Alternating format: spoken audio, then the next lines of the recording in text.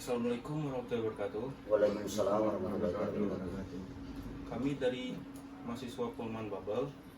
Ya, nama saya Yulitas Kandi. Saya Raju Kusuma. Dan saya Ahmad Aren. Ya. Di sini kami ingin mewawancarai salah satu tokoh lingkungan atau tokoh masyarakat di Nelayan 2, yaitu Kaling dari Nelayan 2. Itu dengan Bapak siapa, Pak? Pak Sarpudi. Baik, Pak. Pak Sarpudi.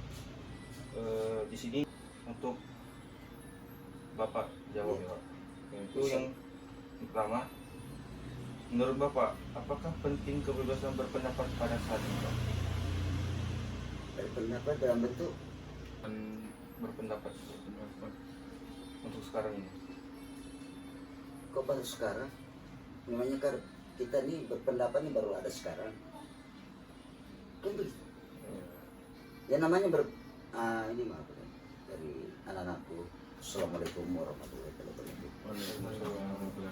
Selamat datang pada anak tercinta suatu generasi muda untuk suatu harapan bangsa dan khususnya untuk harapan Kepulauan Provinsi Kepulauan Bangka Belitung. Kebetulan pada malam hari ini kita kedatangan 3 mahasiswa dari Universitas Politeknik Polman Bangka Belitung. Ini mempertanyakan masalah kebebasan berpendapat di dalam dunia masyarakat. Kalau menurut pengetahuan saya secara pribadi, yang namanya kebebasan berpendapat, ya, itu sudah ada sejak adanya manusia di bumi, ya. Tetapi sesuai dengan etika, dengan kultur daerah tersebut. Itu kalau kita berbicara kebebasan berpendapat, karena itu semuanya beretika, karena pendapat itu ada suatu kemerdekaan untuk mengeluarkan suatu eksperimen kepada manusia. Karena di dalam jadi kalau kita tidak bebas, tapi ada etika, ya, ada etika yang sesuatu dengan tradisi budaya normalitas masyarakat secara individu di suatu wilayah, itu namanya realita lingkungan itu. Maka manusia itu lahir memang harus merdeka mengeluarkan pendapat, bukan baru hari ini, tapi ada aturan etika yang harus dipenuhi sesuai yang berlaku di wilayah tersebut. Itu kalau kita kebebasan, bebas dalam arti kata mengikuti norma-norma yang berlaku di wilayah tersebut. Ya. Pertanyaan selanjutnya, Ya. apa keuntungan atau kerugian kebebasan berpendapat menurut Bapak? Jadi begini, karena ini bukan dunia bisnis dong. Yang bercerita masalah keuntungan itu berarti berbisnis, ya. Jadi bukan cuma bisnis. Beretika berpendapat itu hati nurani, eksperimen, eliminasi yang positif. Ya, kalau kita berbicara untung rugi berarti kita berniaga. Ya, pendapat ini bukan untung rugi. Ya, karena kita bukan terjadi di dunia bisnis. Kalau yang berbicara untung rugi itu bisnis. Modal 1.000 saya harus dapat 2.000. Ya, pendapat itu suatu eliminasi yang didapatkan eksperimen dari Allah Subhanahu wa taala melalui yang dikeluarkan oleh suatu manusia untuk kepentingan orang banyak. Ya, ini kepentingan loh. Karena ini keluar bukan berbicara individual, karena untuk umum loh. Kalau ya, pendapat kan sudah kita keluarkan dari pribadi kita berarti untuk kepentingan orang banyak. Selagi belum keluar berarti masih kepentingan pribadi. Ya kan? Ya. Jadi kita tidak bisa berbicara manfaat fungsional, tujuan. Ya. Oke begitu. Jadi terus pendapat itu seolah suatu eksperimen, setelah dikerjakan baru dapat hasil. Kalau pendapat itu baru kata loh, belum berdasarkan perbuatan. Nah yang mana itu kan perbuatan. Kata dan perbuatan harus selaras, maka akan menghasilkan sesuatu yang tujuannya positif untuk kepentingan umat masyarakat yang ada di sekitar kita. Selanjutnya Pak, apakah ada batasan yang etis terkait dengan kebebasan berpendapat yang harus diakui dalam masyarakat demokratis? Itulah tadi di pasal 1 di ayat 1 tadi sudah dibicarakan, ya kan? Karena pertanyaan itu jawabannya di sana. Berarti ada batas loh. tapi bukan terbatas. Ada batas tapi tidak boleh terbatas. Batasnya etika tadi, aturan itu batas, tapi tidak boleh terbatas. Karena orang akademisi tidak boleh terbatas ilmunya, tapi ada batas. Dalam arti kata yang batasnya itu adalah etika. Ya, kan? Ya, itu yang membatasi etika sesuai dengan komunitas. Kalau dalam ilmu biologi namanya sistem komunitas yang berlaku. Lingkungan kalau bahasa anak kerennya sekarang orang berbicara. Ya, sistem. Itu yang membatasi etika. Tapi dalam eksperimen tidak boleh berbatas. Karena ilmu itu tidak ada batas. Ya, tapi etika yang membatasi loh. Iya kan begitu. Karena semakin kita gali, belajar, baca kan tidak ada batas. Tapi yang membatasi, ada yang membatasi. Apa yang membatasi? Adalah beretika. Cocok tidak bahasa itu disampaikan kepada masyarakat. Lihat situasi kondisi, sistem lingkungan, komunitas di situ. Nah, itulah yang membatasi. Selanjutnya Pak, apakah perbedaan antara kebebasan berpendapat di ruangan publik dan di media Pak? Perbedaannya Pak? Publik dan media Pak. Di media sosial itu. Ya Pak. Jadi begini, yang namanya publik berarti umum ya. Ya, benar. Ya, Umum, ya. ya. Media sosial itu juga umum. Ya kan? Ya. Karena sama-sama dilempar di ruangan terbuka.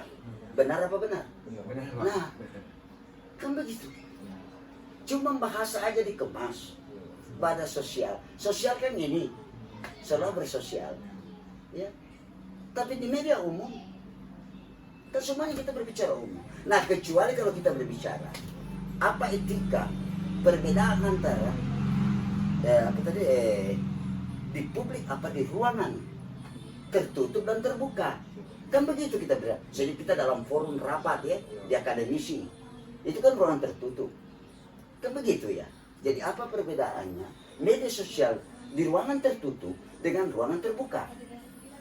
Nah, itu baru kita jawab. Nah, ada jawaban di sana.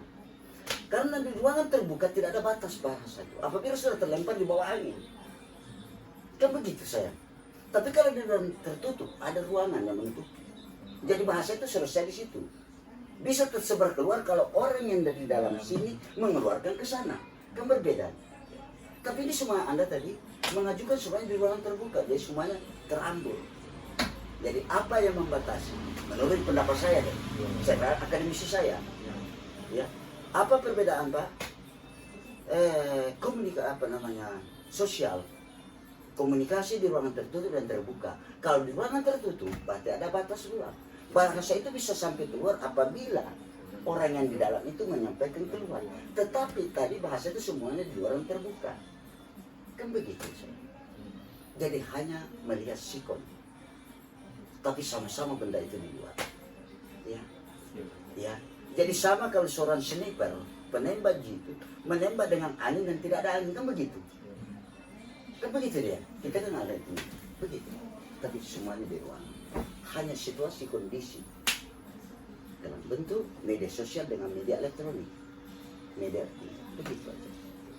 Jadi semuanya kalau batas membatasi perbedaan, kan kita mau berbicara perbedaan tadi ya. Ya, Nah, kalau perbedaan ruang. Nah, jadi pertanyaan ini maaf secara akademis. Kalau perbedaannya informasi di ruangan tertutup dengan terbuka pasti ada loh. Oh ini Pak, dengan dasar apa membedakan? Dasarnya kita membedakan karena bahasa itu diucapkan ada ruang yang membatasi. Ya toh? Ya kan begini. Setelah bisa keluar, kalau kita, Anda keluar dari ruang itu baru menyampaikan itu berarti berantem baru. Selagi tidak ada itulah dia selesai di dalam. Tidak ada apa. Tapi yang di luar tadi tidak bisa. Api sudah mati, asap merajalela bos. Benar apa benar? Kemana arah angin meniup, maka asap itu akan lari ke sana. Itulah publik. Makanya bahasa publik itu harus beretika. Karena asal kata sudah selesai, tapi hasilnya masih merajalela. Benar apa benar? Nah itu. Maka hati-hati. maka ada etika yang mengatur, ada tata cara, ada tatanan. Karena bahasa yang sudah keluar di ruangan terbuka maka akan terbawa oleh angin. Kata-kata itu bukan angin yang kamu lihat begini, bukan. Ada bahasa sampai sampai lagi sana, orang dengar di sana, terus sampai. Jadi persoalannya sudah kejadian 1 bulan tapi bahasanya tidak habis-habis. Itulah ruangan terbuka.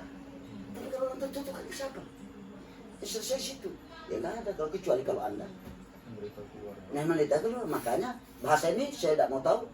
Ya, seorang rektor apapun bahasa akademisi, dosen apa-apa, aku maunya tahu bahasa ini selesai di sini.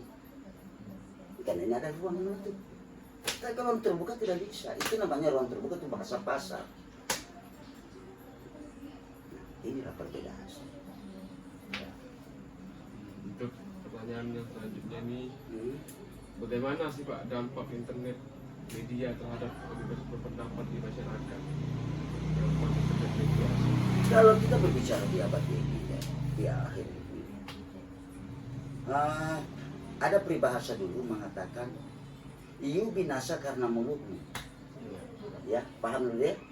Hari ini, iu binasa karena jari-jarimu. Karena tadi berbicara internet. Karena internet tidak bisa bergerak tanpa digerakkan oleh jari. Ya? Nah, makanya kita hati-hati dengan jari. Karena jari yang mengucapkan kata. Mulut berbicara tapi yang mengucapkan jari tadi menentukan. Kau bilang, kalau kau tidak pinjit, tak mungkin dia tunduk di situ. Ya kan begitu. Maka mulai menimbulkan kata, dia menimbulkan kalimat. Ya? Ya kan? Kan begini bahasa kerennya tuh. Dalam akademisi, kata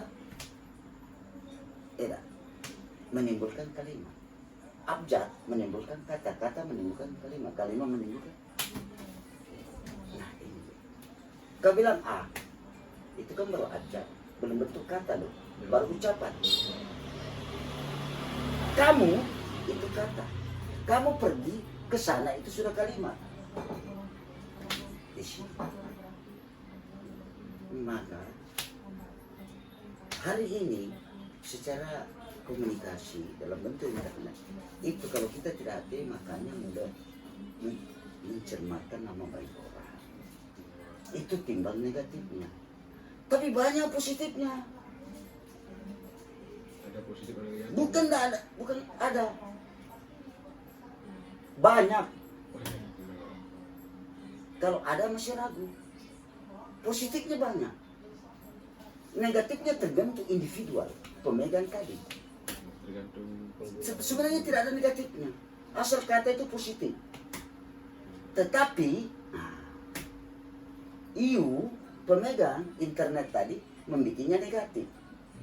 Benda ini diciptakan, ini positif bos. Tapi kelalaian IU membikinnya negatif. Masa lisensi dikeluarkan dari pihak pemerintah negara? Aku ingin menciptakan hal yang untuk negatif, pasti muslihat adalah positif. Setiap benda yang diciptakan umat manusia di bumi ini tujuan awalnya positif, tidak ada negatif. Karena ini kepentingan kemajuan umat manusia di dalam peradaban manusia. Jadi tujuan awalnya itu positif. Karena ada langkah orang-orang yang tidak memahami membawanya negatif. Disalahgunakan ya Pak? Saya halau-halau. Ya. Saya hanya bilang ada orang-orang tertentu yang tidak paham tujuan awal kata membedakan akhiran. Jadi antara awal dengan akhir tidak sinkron, kata dan perbuatan tidak selaras. Maka timbullah negatif. Yang dikatakan positif ke positif, positif tambah positif hasilnya positif toh. Karena kata dan perbuatan selaras.